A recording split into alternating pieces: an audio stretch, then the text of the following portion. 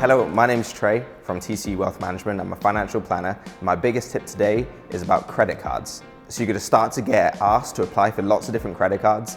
Don't do it. Stick to one or two, and then when you receive the statement in the mail, make sure you pay it off in full. My second tip about it is to make sure that you do pay it off. Lots of people will tell you just to pay the minimum balance to build credit the quickest way. That's not true. Make sure you pay it off in full every single month. Also keep in mind that if you don't have the money in your debit card, you can't really afford it on your credit card. The moment you start putting money into your credit card and paying things when you don't have the money in your debit account, that's where everything will spiral out of control. So remember, if you can't pay for it out of your debit account, you can't pay for it with your credit card.